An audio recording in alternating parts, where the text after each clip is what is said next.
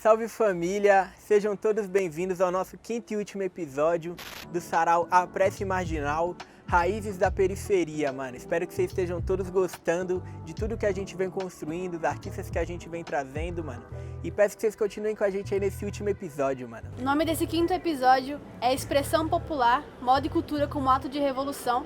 E nesse episódio a gente conta com a ilustre presença de 3 minas fodas da quebrada do Soberana e do Lavras. E o nosso parceiro Vini vai falar um pouquinho sobre o trampo delas. A gente acredita na arte e que ela, com a sociedade, vai conseguir transformar o mundo. Então a gente trouxe 3 meninas que entendem muito dessa questão de moda. Uma é a Amanda, que é modelo, a outra é a Elô, que é estudante de moda e também tem vários trampos nessa área. E outra é a Bia Punça, que tem um brechó aqui na região do Lavras. E isso tem tudo a ver com moda, tá ligado? Então a gente trouxe aqui pra tá podendo bater um papo bacana, pra vocês estarem se inteirando mais dessa questão, né? Porque quando a gente fala de arte, quando a gente fala do que a arte expressa, a gente também tem que entender que o vestimento que a gente veste se expressa, tem a sua expressão, né? Então a gente trouxe elas aqui, esperamos que vocês tenham gostado e é isso.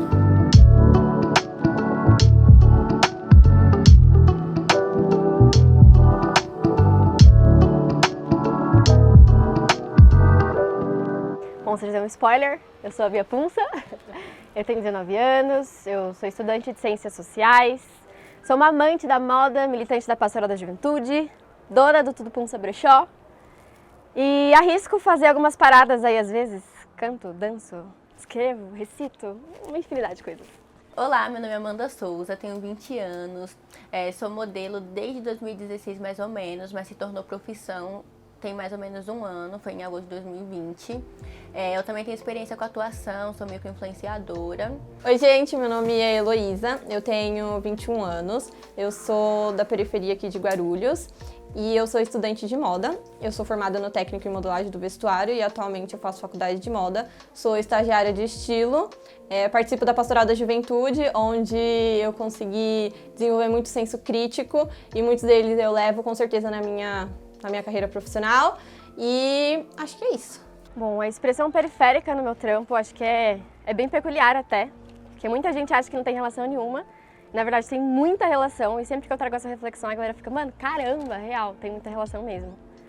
Em algum momento aí, a elite, que justamente é responsável por mais de 50% do consumo no geral, decidiu que ia falar de moda sustentável. Então, ia falar sobre essa temática e que é importante trabalhar isso cada vez mais. Mas, ao mesmo tempo, a gente entra numa reflexão de que essas práticas que foram apresentadas como novas, nessas práticas na moda sustentável, elas já existiam há muito tempo na periferia.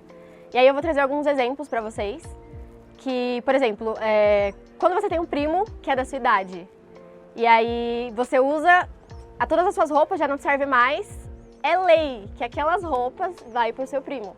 Então a gente já faz esse reuso que hoje a gente entende como brechó. Desde sempre, já é uma prática que a gente tem na periferia há muito tempo. Então a gente sempre deu outros fins para peças que rasgaram, que mancharam.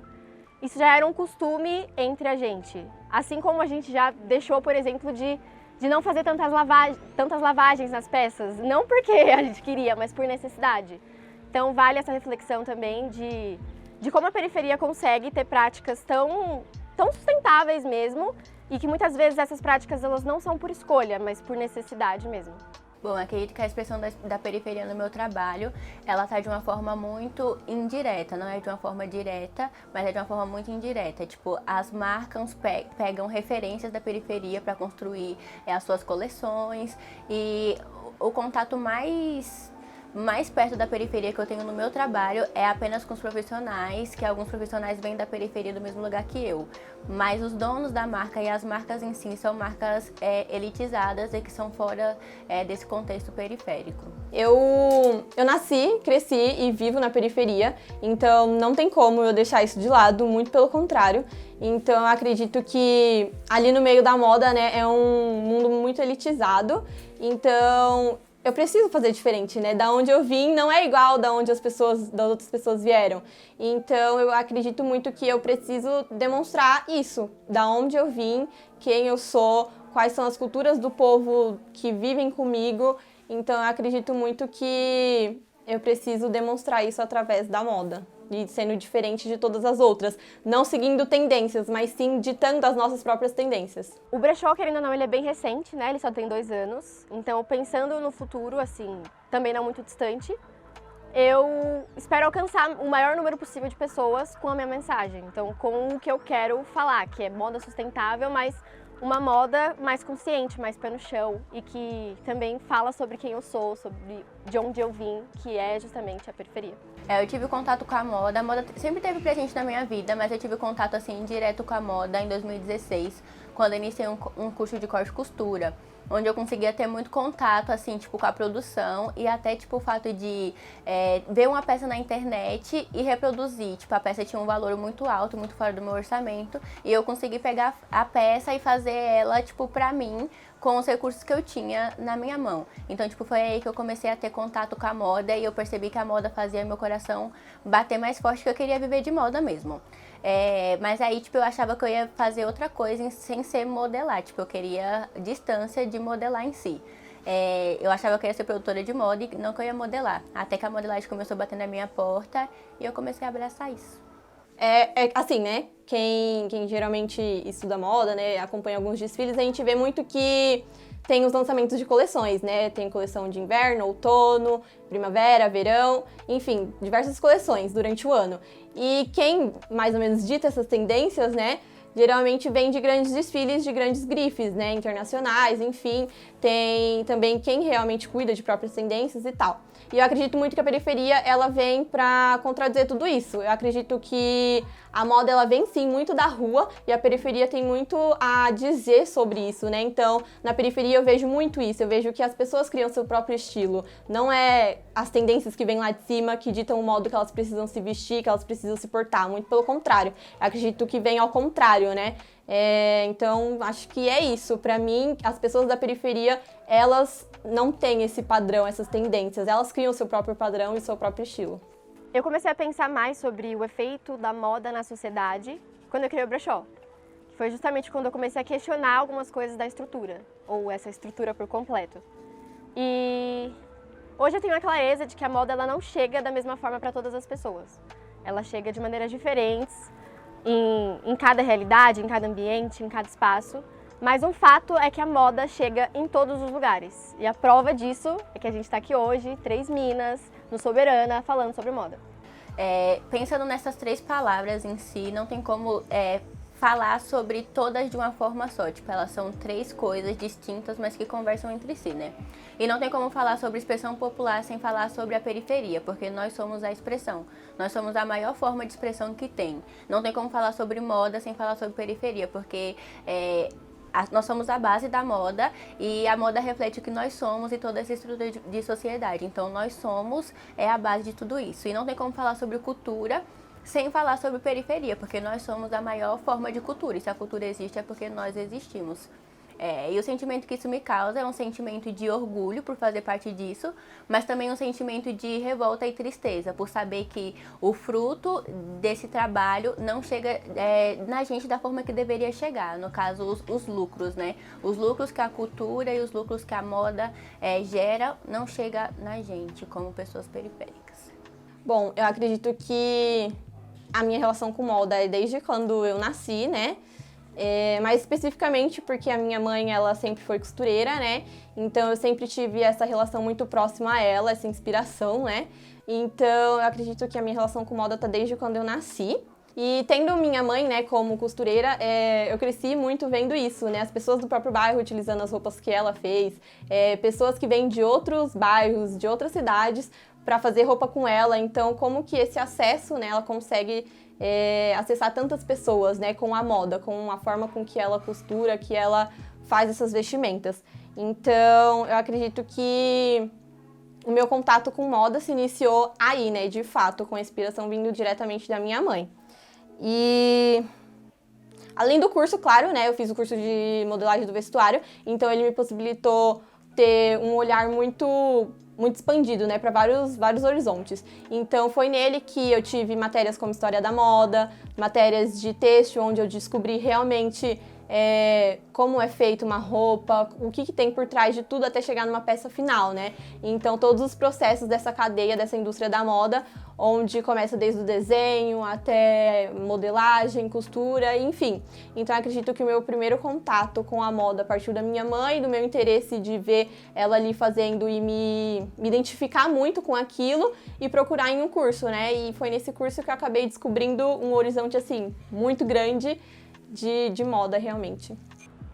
Eu acho que expressão cultural, moda, expressão popular, resume muito o fato da moda dizer quem nós somos. Então, a forma que a gente se veste, ela fala muito sobre quem eu sou, sobre o que eu desejo, sobre os meus anseios, sobre o que eu acredito. E eu acho que essa é uma forma de se expressar, se vestir é se expressar. E quando a gente pensa em revolução, eu acredito que é claro que a gente tem várias revoluções internas, várias revoluções pessoais para resolver, mas, de acordo com o que eu acredito, não existe uma revolução que é feita sozinha. Não existe uma revolução que não é em coletivo. Então, quando a gente pensa em, por exemplo, revolucionar o cenário da moda, a gente precisa primeiro entender que a moda, ela está inserida em um contexto. Ela está inserida em um sistema, que é o sistema capitalista, e a gente precisa dar nome aos bois. Então, é esse sistema que dita que precisa ter uma superprodução, que precisa ter um consumo desenfreado, e que o fim dessa linha linear, né, essa linha que ela tem de fato um final, é o descarte. Então, antes da moda impor isso, o sistema que ela está inserido impôs isso. Então, quando a gente fala em revolução na moda, a gente precisa pensar primeiro em revolucionar o sistema no qual ela está inserida. Nós periféricos, nós somos o ato de revolução, tipo, porque a estrutura não quer que a gente exista, a estrutura ela quer que a gente suma. Então, quando a gente existe, a gente resiste, a gente consome arte, a gente faz arte e a gente só sobrevive, a gente já é o ato de revolução em si. Então, a nossa moda é um ato de revolução, a nossa cultura é um ato de revolução e a nossa expressão, o fato de respirar, já é um ato de revolução. Eu nasci, cresci e vivo na periferia, então não tem como eu deixar isso de lado, muito pelo contrário. Então eu acredito que ali no meio da moda, né, é um mundo muito elitizado, então eu preciso fazer diferente, né? Da onde eu vim não é igual da onde das outras pessoas vieram. Então eu acredito muito que eu preciso demonstrar isso, da onde eu vim, quem eu sou, quais são as culturas do povo que vivem comigo. Então, eu acredito muito que eu preciso demonstrar isso através da moda, e sendo diferente de todas as outras. Não seguindo tendências, mas sim ditando as nossas próprias tendências. Olha, no meio do brechó, que é o meu trampo, né? Eu acho que a maior dificuldade é o preconceito. As pessoas ainda têm uma visão de brechó muito antiga, de pensar que só é roupa de velho, que é roupa com energia ruim, roupa de morto, roupa fedida. E isso é um preconceito que a gente acaba reproduzindo, enfim, ou que a gente só escuta, mas não vai atrás de saber como é. Então, eu tento combater esse preconceito justamente mostrando os bastidores no brechó, mostrando como a roupa é embalada, como a roupa é higienizada, mostrando os bastidores de garimpo. É fazendo as pessoas terem proximidade mesmo com o meu trampo que eu quero quebrar esse preconceito. Fazendo elas estarem perto, elas enxergarem que não é como as pessoas falam. E a gente precisa também diferenciar os espaços. Por exemplo, existem os bazares, né? Mas o brechó, ele fala muito disso mesmo, da curadoria.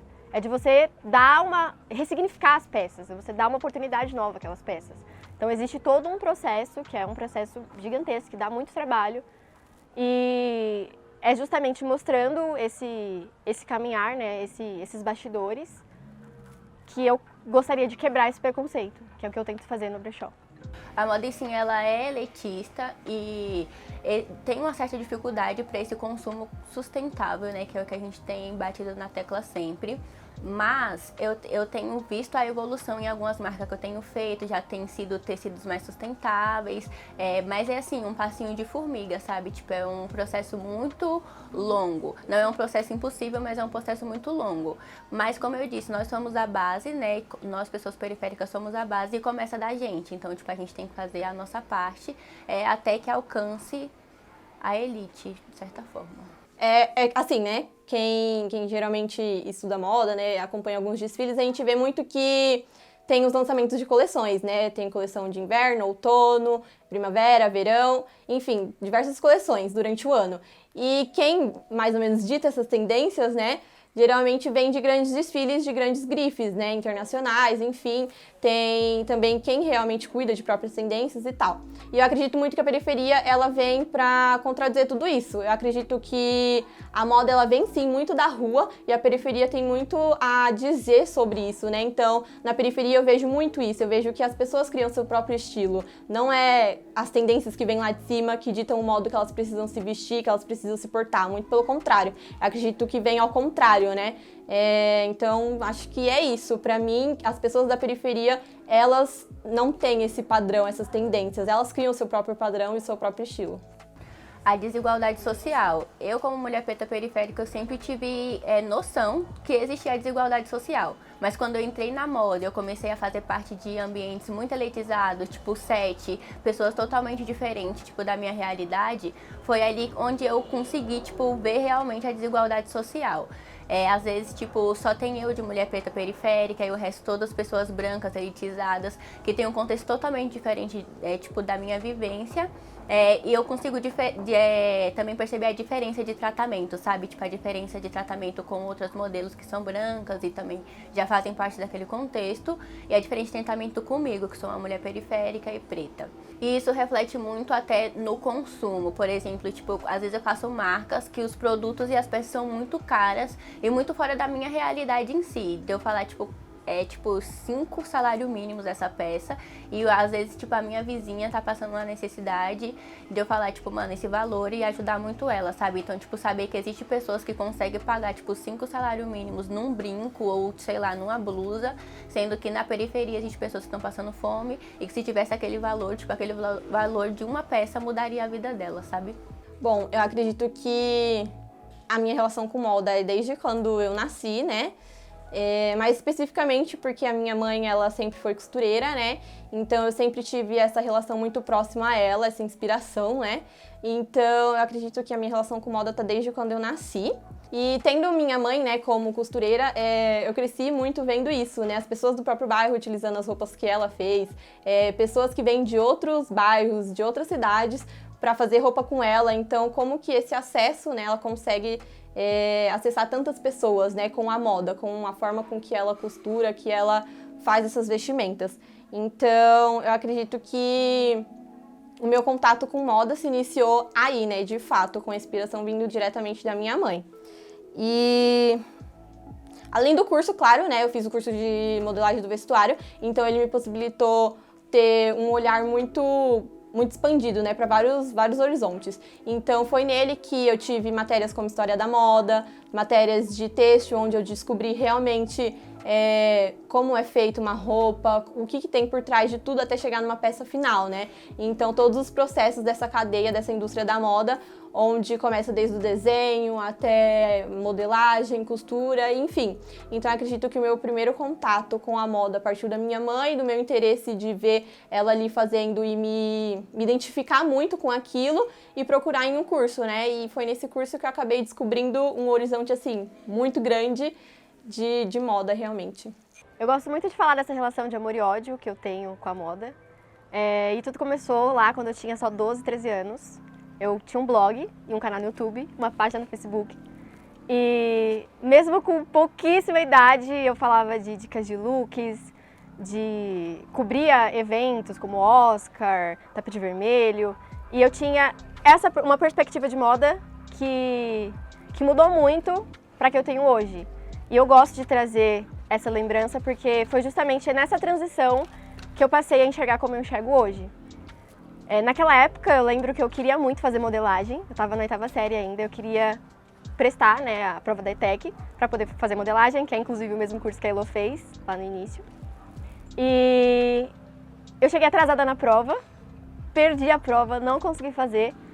E depois dali eu desgostei demais disso. Eu simplesmente me desliguei, eu abandonei o blog, abandonei o canal, abandonei a página no Facebook e eu me desconectei desse universo da moda. E eu só fui voltar praticamente depois de 3 anos, que foi quando eu criei o Brechó em 2019.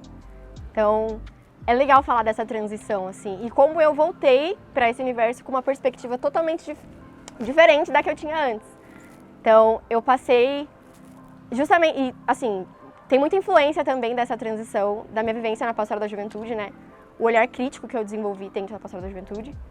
E eu já voltei com outra visão, sabe? Já voltei questionando a estrutura da moda, já voltei pensando sobre os impactos que ela gera no meio ambiente, questionando o consumo, tentando trazer pontos que antes eu já não enxergava.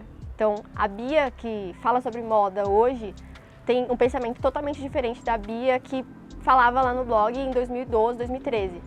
Mas não deixa de ser importante também esse primeiro contato que eu tive quando eu era novinha. Eu acredito muito que a moda ela é uma arte belíssima de expressão. Então, ela demonstra os nossos sentimentos, as nossas emoções, demonstra quem nós somos, a nossa identidade, de onde a gente vem, a nossa cultura.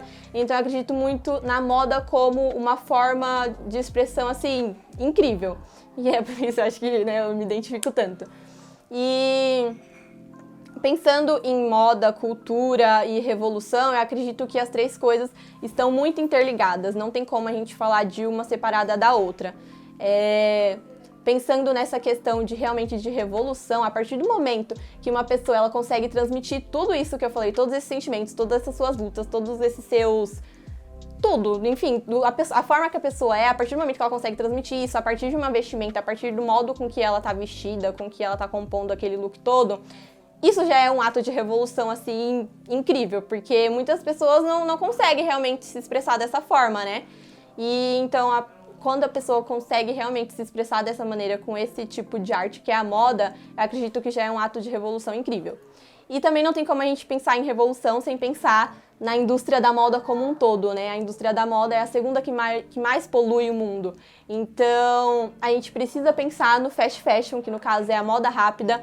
E o fast fashion, ele não veio como um vilão, assim, pra realmente fazer com que a gente descarte roupa mais rápido. Pelo contrário, o fast fashion, ele veio para que realmente essa moda seja democrática, que todo mundo consiga se vestir com alguns elementos de estilo que muitas grifes lá de cima, elas têm e a gente não conseguia ter esse acesso. Então o fast fashion ele veio para isso, para democratizar essa moda, sabe? Para permitir que todos tenham acesso a ela.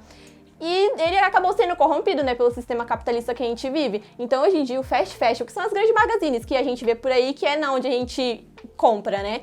Então, ele vem realmente com esse intuito de lançar coleções desenfreadas ao longo do ano, onde a gente vê e a gente, com o nosso olhar, né, desse sistema capitalista que a gente vive, a gente olha e a gente fala, eu preciso daquilo. Mas daí passa 2 semanas, tem uma coisa ali, e aí eu olho aquela roupa e falo, eu preciso disso também. E na verdade, às vezes a gente nem precisa. A gente só compra porque realmente estão empurrando ali naquela vitrine que isso é o que a gente precisa. E na verdade não é. Então acaba que a gente começa a consumir muito e descartar automaticamente muito, né? Porque se a gente tá consumindo muito, a gente fica com muita roupa, com muitas peças no nosso guarda-roupa.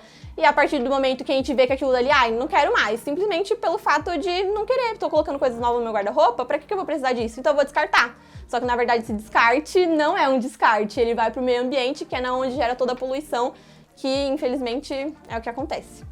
Eu participei de um projeto, mais ou menos em 2017, na escola. Foi um projeto periférico, né, porque eu estudei no Idalina, que é uma escola periférica, uma escola pública. E esse projeto era chamado Belezas Brasileiras, onde ela colocava as alunas para modelar e mostrar sua beleza. E ali eu representei a beleza preta, né, a beleza negra. E a gente fez fotos, né, e tudo mais. E a partir do momento que eu enxerguei aquelas fotos ali, eu não acreditei que era eu. Falar, caramba, essa pessoa sou eu tenho esse talento. E até de deslanchar, uma visão diferente sobre mim. Porque eu não tinha uma visão que eu carregava beleza também, sabe? Eu me enxergava como feinha, mais ou menos arrumadinha. E a partir do momento que eu fiz aquele projeto, foi um divisor de águas. Tanto da forma como eu me enxerguei, tanto de descobrir esse talento que hoje se tornou a minha profissão. E recentemente eu criei uma série chamada Carta ao Crespo através da plataforma do Instagram, onde o intuito é alcançar e inspirar meninas e meninos que têm cabelo crespo. O intuito é que eles enxerguem e consigam ter uma relação de afeto com o cabelo deles, porque muitas vezes o que está na moda e sempre esteve na moda é o cabelo liso. Então, eu quero levar para outras pessoas que o nosso cabelo também, além de ser um ato de resistência, ele também carrega beleza. Então o intuito dessa série é isso. acho que nessa questão de revolução tem isso que eu falei, né? Da questão de realmente de expressão. E eu busco muito isso, né? Eu faço moda buscando isso, buscando que essa revolução aconteça também nas coisas que eu produzo, seja nos desenhos, nas estampas, na peça em si, na roupa que eu produzo, eu busco tentar trazer essa revolução, trazer uma roupa que mostre de cara o que a pessoa é. Você não precisa falar quem você é, mas pelo fato de como você tá vestido, acho que isso já diz muito sobre você, sabe? Então, eu digo muito isso, que é transmitir o seu interior através do exterior. E eu acredito que isso também seja um ato de revolução e que é o que eu busco um pouco, pelo menos, trazer. Eu acredito que esse consumo sustentável, ele já se faz presente na minha vida desde pequena e eu nem tinha noção muito disso, porque eu paro pra pensar agora, e até hoje em dia mesmo. Minha mãe, por ela ser costureira, ela consegue pegar muitas sobras de tecidos, muitos retalhos e, fazer roupas incríveis pra gente. Então, muitas vezes eu precisava sair ou preciso ir para algum lugar, eu não vou comprar roupa. Minha mãe, ela consegue costurar aquilo que seja feito diretamente para mim, único e exclusivo, e que seja a minha cara. E com o quê? Com sobras de tecidos, que talvez muitas vezes seriam descartados, sabe? Sem uso nenhum. Então eu acredito que esse consumo consciente já estava inserido na minha vida antes mesmo de eu saber que era um consumo consciente. E a partir do momento que eu entrei, né, no curso de modelagem lá na ETEC, eu percebi muito isso, né? Eu tinha matérias direcionadas a isso, onde os professores, todo mundo explicava pra gente, né, de fato, como que é essa indústria da moda, né? O que tá por trás de todo o processo antes de chegar a sua peça pronta ali na loja, né? Então foi na onde eu reconheci realmente quais são as fibras que realmente mais poluem o meio ambiente, quais são as que são um pouco mais sustentáveis. Aprendi também a ter um olhar mais cuidadoso e me perguntar muito o que está por trás das nossas roupas, né? Quem foi que fez elas? Em que condições essa pessoa fez essa roupa? Então, acho que foi ali. Eu já tinha, né, essa informação desse consumo consciente indiretamente, e quando eu fui pro curso, na verdade, foi na onde eu consegui enxergar de fato e me questionar, né, mais sobre isso, como que é todo o processo por trás da minha blusinha que eu comprei ali na loja, ou enfim. Então foi na onde de fato eu consegui ter mais esse olhar como num todo e entender os processos como funcionam. Bom, eu sou a minha própria arte, né? O meu corpo é a minha arte, o meu cabelo, o meu olhar é a minha arte, a minha pele é a minha arte. Então, quando eu chego no trabalho, o cliente, ele tem que me enxergar na arte dele também. Além de eu ser a arte, ele tem que me enxergar na arte dele. E eu, como modelo, tenho que ter sensibilidade de enxergar a arte da coleção ou a arte que a marca quer passar. Então, às vezes eu sou uma menina mais meiga, né, mais assim, e o cliente quer que eu demonstre força porque a coleção dele é força. Então, eu tenho que ter sensibilidade e eu tenho que ser atriz, né, de certa forma, para conseguir passar a mensagem que o cliente quer que eu passe. Então, pra mim é algo muito incrível. Eu ser a minha arte e conseguir juntar a minha arte, que é o meu corpo, o meu cabelo e a minha expressão, com a arte da marca e o que o cliente quer passar. Porque tudo aquilo conversa e tem que chegar até o cliente final, que a maioria das vezes somos nós, pessoas periféricas, para que elas consigam consumir o produto que o cliente quer que seja consumido. Bom, falando sobre o meu trampo no geral, né? Lá no brechó mesmo, a gente costuma, não só eu, as meninas também falam bastante, que o Tudo Punça, ele é muito mais do que um brechó. Então, eu busco trazer conteúdo, eu busco falar sobre a indústria da moda, falar sobre a estrutura que os brechós estão inseridos. Porque seria até mais confortável se eu só vendesse roupa. Mas esse não é o meu intuito. Meu intuito é ressignificar, é trazer conteúdo, é abordar temáticas que às vezes doem feridas que podem até ser feridas minhas. E feridas de pessoas que me seguem, que seguem o brechó. Mas eu faço questão de fazer essa reflexão, porque pra mim, se for pra ficar no fácil, é melhor nem fazer. Então eu prefiro ir pelo caminho difícil mesmo, o caminho que não é tão confortável, que às vezes dói em mim, dói em pessoas próximas, mas esses questionamentos, eles são importantes e são necessários. Então, partindo desse princípio mesmo, né, de trazer questionamentos, tiveram 2 coleções. A primeira foi a coleção Pega a Visão, que foi uma honra, assim, fazer um trampo desse. E o primórdio, assim, a principal ideia dessa coleção era trazer à tona a beleza, a criatividade, a cultura e o nosso ser periférico. Então foi isso, tanto que o nome é Pega a Visão, que é um dos nossos dizeres por aqui. E toda a construção assim da narrativa foi em torno disso. E a segunda coleção foi a coleção Fora dos Contos, que aí eu já trouxe uma narrativa mais próxima das mulheres, né? Lá na semana de lançamento, a gente escolheu a dedo 15 mulheres que representavam alguma importância, todas representam, óbvio, mas que tiveram algum marco histórico até hoje.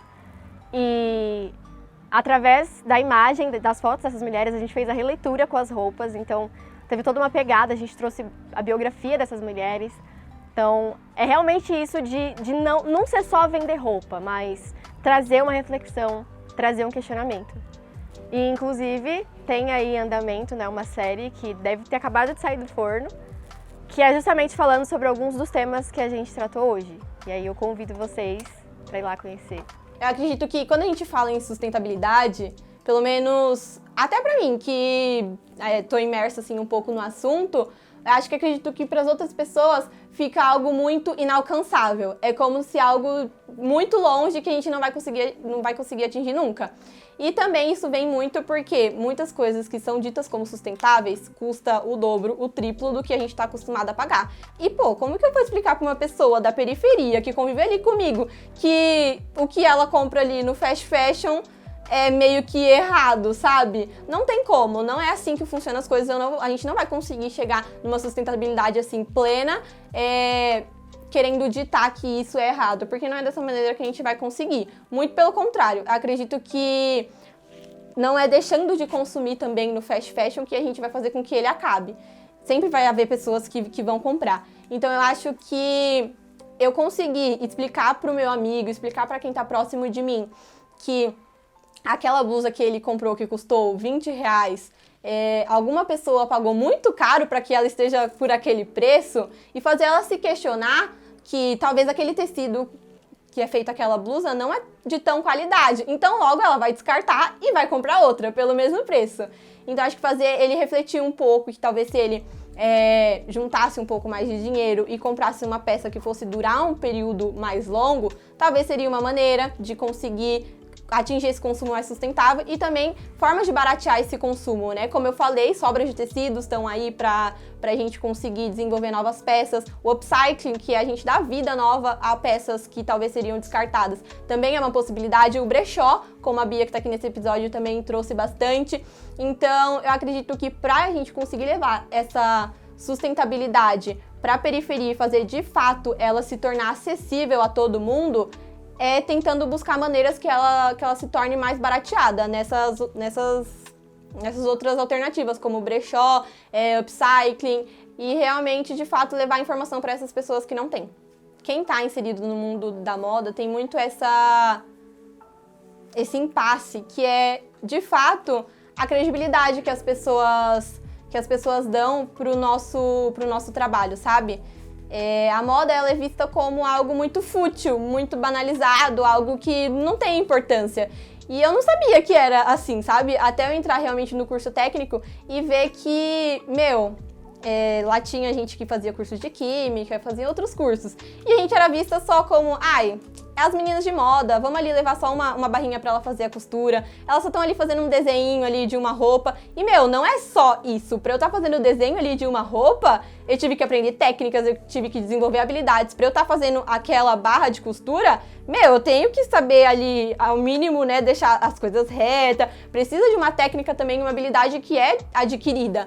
Então, assim, não é algo fácil. E as pessoas muitas vezes banalizam por não entender, sabe, do processo.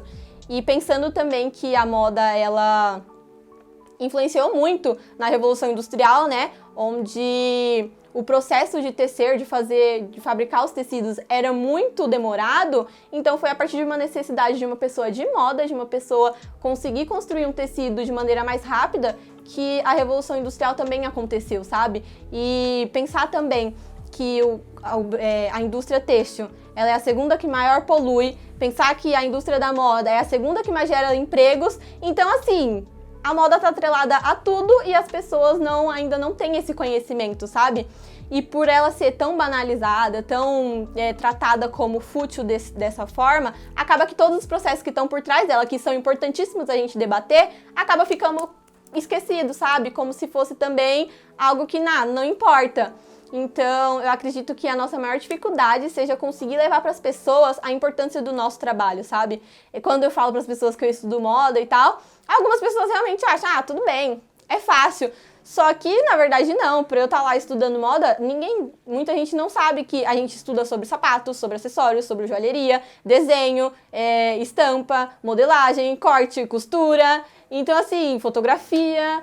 Então, são várias coisas, são várias áreas que a moda consegue trabalhar e nem todo mundo, infelizmente, consegue enxergar e ter essa informação, sabe? Então, acredito que pra gente conseguir ser mais vistos, ser mais valorizados, o processo por trás de tudo precisa ser mais transparente. As empresas precisam começar a mostrar realmente, de fato, todos os processos que estão por trás, para que sim, as pessoas comecem a ter mais conhecimento de como realmente é o mundo da moda. Todos os meus amigos, eles me inspiram, eles me trazem orgulho, então, tipo, não tem como eu pegar pra inspiração alguém muito distante da minha realidade, não tem como eu pegar como inspiração uma menina branca de uma origem diferente da minha. As minhas referências e as minhas inspirações são pessoas principalmente pretas e pessoas periféricas, que são onde eu me enxergo e onde eu me vejo. Então, os meus amigos em geral e pessoas que estão incluídas na minha vida são pessoas que me dá essa visão assim de que eu também posso, sabe? Quando eu vejo os meus amigos crescendo, quando eu vejo meus amigos produzindo arte, é onde eu consigo ver que eu também posso e que não é o lugar de onde eu vim que vai impedir de eu chegar em lugares longes. Eu acabo muitas vezes me auto-sabotando, porque eu queria muito ter tempo para desenvolver todas as coisas que eu penso, mas acaba que por essa rotina maluca de estudar, de trabalhar, enfim, acaba que eu não consigo muito desenvolver tudo que eu queria. Então, muitos amigos meus pegam e falam, Elô, faz uma roupa pra mim. E não é na brincadeira que eles falam, sabe? É real, querendo que eu costure, de fato, uma peça exclusiva pra eles. E eu me sinto muito triste, porque eu não consigo, às vezes, ter tempo, sabe, pra desenvolver tudo isso. Mas eu tenho especificamente 2 projetos que eu me orgulho muito de ter feito, na verdade 3. E um deles, o primeiro foi quando eu fiz, quando eu encerrei o 3º ano lá do meu curso, e eu fiz o TCC. Então, meu TCC foi inspirado em formas geométricas, e eu trouxe roupas a gênero, onde havia muita aplicação de bolsos, super oversize, assim, um estilo bem streetwear, e algo que realmente demonstrava o estilo que eu acreditava, né? Então, pra mim é um projeto que eu tenho muito orgulho. O segundo foi um projeto que eu também fiz na faculdade, onde a gente desenvolveu, em parceria com o Instituto do Câncer, a gente desenvolveu uma roupa especificamente para um paciente de lá. Então a gente promoveu um desfile pela faculdade para um paciente com câncer. E assim, é incrível você ver que você tá conseguindo vestir uma pessoa e aquilo tá fazendo ela feliz, sabe? Aquela vestimenta que você fez pensando nela, pensando na personalidade dela, nas características dela, tá fazendo ela super feliz, e ver ela desfilando assim, foi muito gratificante pra mim. Então é um projeto que eu me orgulho muito de ter feito. E o mais recente é o que apareceu aí no episódio, né? Que também foi um projeto para matéria de estilismo que eu fiz na faculdade, e foi inspirado em slam, batalha de poesias, que é algo que eu me identifico muito e eu frequento. Então eu quis trazer peças que realmente são poesia. Eu acredito que essa vertente de peças que falam por si só é o que realmente me encanta os olhos e faz eu enxergar que eu tô no caminho certo, demonstrando tudo aquilo que eu acredito e tudo aquilo que muitas pessoas que estão à minha volta também na periferia acreditam. Eu acredito que a esperança é muito o que me move, né? Assim, a esperança de conseguir fazer com que não só eu, mas as pessoas que estão à minha volta consigam realmente se expressar através da moda, é o que me faz realmente querer continuar, sabe? E levar isso adiante.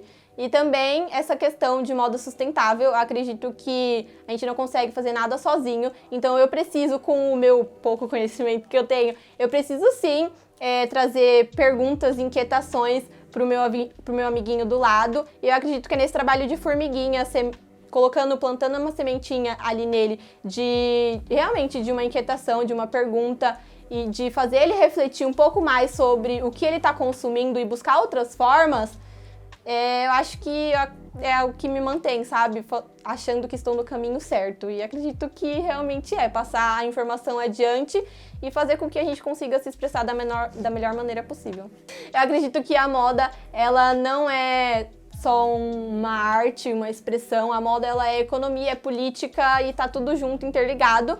E é muito louco, assim, pensar que todo momento histórico, todo momento ali social que estávamos vivendo, a moda realmente, de fato, influenciou em alguma maneira. Então, quando a gente para pensar e para ver algumas vestimentas da época de guerra, você vê que as pessoas realmente se vestiam com roupas sóbrias, duras, sem caimento nenhum. E aí, quando a gente fala dos hippies, a gente vê que realmente é algo mais colorido, com mais vida e que vem realmente para protestar, sabe? E quando a gente fala sobre, não sei se todo mundo, né, sabe, mas quando o Dior, né, que foi um grande estilista, trouxe o New Look, que depois da guerra, ele trouxe um look que era realmente marcando mais a cintura das mulheres e trazendo mais essa feminilidade, criou ali também um padrão estético, sabe, do que era a vestimenta daquela época. Então é muito legal ver que na história, assim, ao longo de toda a história, a moda vem acompanhando junto, a moda tá interligada junto. E seria muito legal se todo mundo tivesse esse acesso a essa informação, sabe? Se lá na escola a gente tivesse acesso a essa história que também tá interligada à moda, porque talvez faria todo mundo se questionar mais sobre a importância da moda, né, na vida de todo mundo. Eu acredito que o que me leva a continuar nesse trampo é justamente acreditar no poder do diálogo.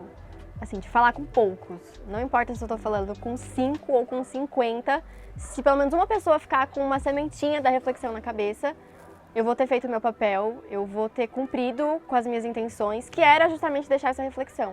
Então, trabalhar hoje com brechó é, como eu falei, mais que vender roupas, porque é justamente tentar combater todo esse sistema, colocar o brechó nesse cenário social que a gente vive e tentar questionar, a partir da ideia de brechó, a nossa sociedade, os nossos costumes, o nosso consumo. E eu acredito que não existe hoje, no estágio que a gente já está, de degradação, pensar num consumo que não seja consciente, que não seja sustentável. Então a gente precisa ressignificar as nossas peças, a gente precisa parar e pensar o que a gente está consumindo, se a gente sabe quem é que faz as nossas roupas. E, enfim, fazer esses questionamentos se o que a gente veste diz mesmo sobre quem a gente é. Então não faria sentido, por exemplo, se eu falo que as minhas vestes, elas falam sobre quem eu sou e eu tô aqui com uma peça que é fruto de trabalho análogo à escravidão. Então eu seria contraditória com o que eu acredito.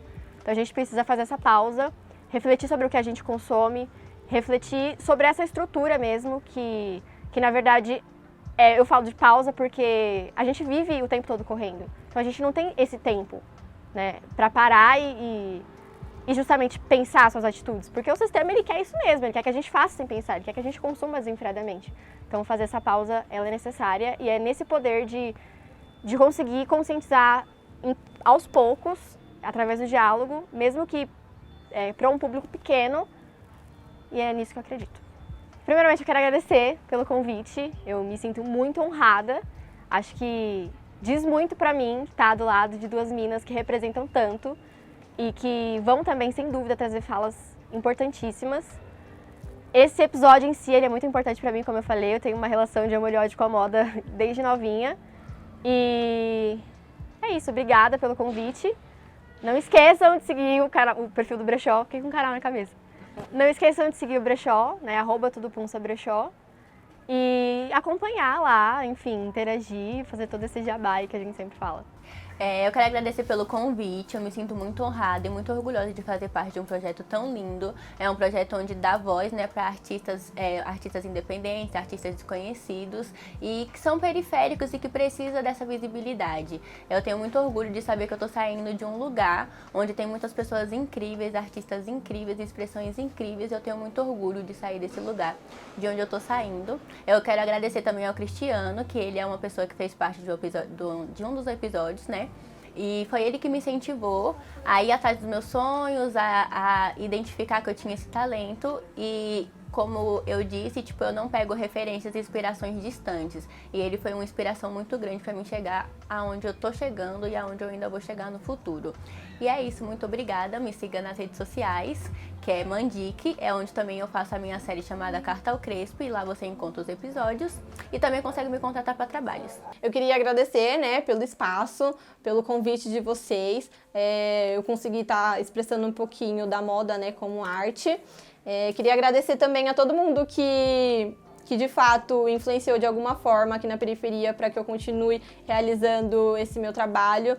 Agradecer a minha família, meus irmãos, que sempre estão do meu lado, sempre me apoiando, meus amigos, que se não fossem eles, eu acho que sem incentivo a gente não chega a lugar nenhum. Então eu sou imensamente grata por ter pessoas do meu lado que acreditam e que às vezes acreditam até mais do que eu no meu potencial. Então, queria, acho que somente realmente agradecer por poder participar desse projeto tão grandioso que é, e ver que na periferia existem pessoas assim que estão do nosso lado, querendo demonstrar cada dia mais diversos tipos de arte e valorizando isso de fato aqui no nosso chão, que é na Quebrada. E enfim, eu só tenho a agradecer. Quem quiser ver mais um pouco sobre os meus trabalhos pode me seguir no Instagram, eu sou @elopontes. E acho que é isso, só agradecer mesmo. Muito obrigada.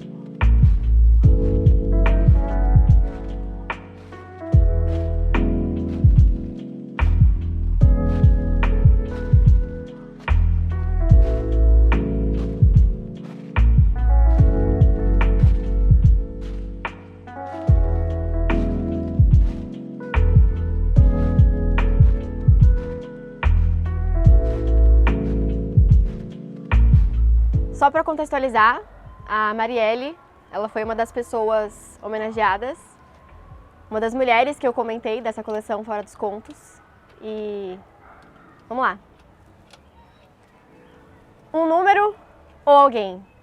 É morte todo dia o Estado brincando de tiro ao alvo, sendo ele sempre quem? É óbvio que é a minoria. E eu cansei de tanta violência. Aos quatro cantos vou gritar, nem Jó teria paciência se antes pedíamos 1 minuto de silêncio, agora nem por um só segundo eu irei me calar.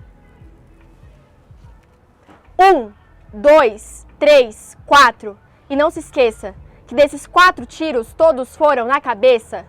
Tiro na vida levada no ato, tiro na dignidade humana, tiro na justiça ceifada de fato e tiro na luta que é insana. Há quem julgue, diga que não foi errado. Dizer que esses tiros foram fruto de um tal crime organizado e uma estreita nisso tudo é associar isso sempre ao pobre preto favelado, enquanto o real crime está no Estado, no Senado. Dizer que agem dentro da lei, para quem? Eu já sei bem. Apenas para aqueles que ostentam uns malotes de nota de 100 e o pior é, além de tudo, é sobre o assunto, ler gente como a gente fazendo piada. Realmente, a empatia está cada vez mais longe de ser alcançada. Até citação bíblica pode ser lembrada, porque se o grão de trigo cai na terra e não morre, ele fica só. Mas se morre, produz fruto. E sendo eu como fruto, não posso ficar sem fazer nada. Até aqui na escrita desses versos foram 2 pausas para lágrimas derramadas. Agora já não derrubo mais nada, porque pela revolta eu estou sendo fortemente anestesiada. Com uma pergunta que sem resposta, dia após dia, cada vez mais me fere. Me diz aí, Quem foi que mandou matar a Marielle? A guerra é contra a vida. De todos, não. Daqueles que lutam para que ela seja plenamente vivida. Fardo árduo, dado como sina. Não direi que virou estrela, pois está entre a gente. Estampada na cara de quem denuncia esse sistema podre e inconsequente. Ecoará no coro. Marielle. Presente. Marielle. Presente! Marielle, presente. Por todas nós, nessa luta, não estamos sós.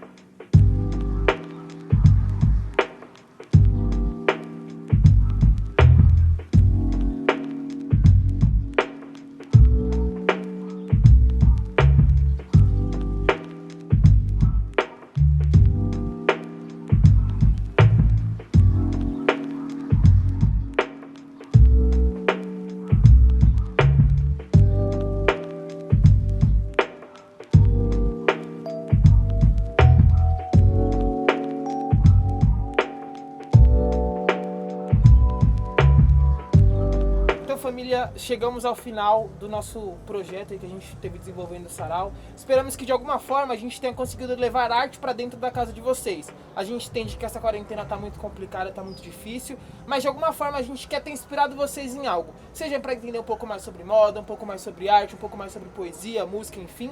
A gente espera que de certa forma a gente tenha conseguido tocar o coração de vocês. Mano, lembrando que esse projeto todo só foi possível por conta da Lei de Fomento Aldir Blanc, né? Que ela tem aí esse intuito, né, de fornecer e fortalecer aí os projetos aí e esse setor cultural que mais foi prejudicado aí nesse período da pandemia, né, mano? Então esse projeto tem muitas mãos envolvidas, várias pessoas, vários artistas foda, várias galera que deu apoio pra gente fazer isso, deu ideia, tá ligado? E a gente só quer agradecer todo mundo, mano, os meninos aí da produção, tá ligado? Essa equipe maravilhosa aqui que a gente trabalhou, mano. E, mano, foi graças a vocês que assistiram aí, que deram apoio, que indicaram artistas, que convidaram a galera pra ver, mano, que isso aqui tudo foi possível, parça. Valeu, família. A gente também queria agradecer a todos os artistas que estaram nesse corre com a gente, novamente a produção, né, e também, né, vocês, né, nós que tá aqui e pretende continuar aí na caminhada. Acho que isso não seria possível se a gente não persistisse, né, porque foi um trampo difícil e cansativo, mas que valeu toda a pena, saca? Por conhecer mesmo, acho que a gente aprendeu muito, tá ligado? Com os outros artistas também. E é isso, a gente espera que essa arte continue prosperando e durante nas quebradas, tá ligado? É isso. Ressaltar toda essa importância, né, mano, que é ter um projeto periférico feito pra periferia, por pessoas da periferia, tá ligado? É descentralizar, mano, toda essa questão de cultura, de moda, de dança, tá ligado? E trazer pra nossa realidade mesmo, pra fazer um projeto nosso, com nossa cara, pras pessoas que falam nessa mesma língua, né, mano? Eu luto e não me rendo. Caio e não me vendo. Não recuo nem em pensamento. Sigo em movimento. Que pra mim é natural. Da De resistência cultural.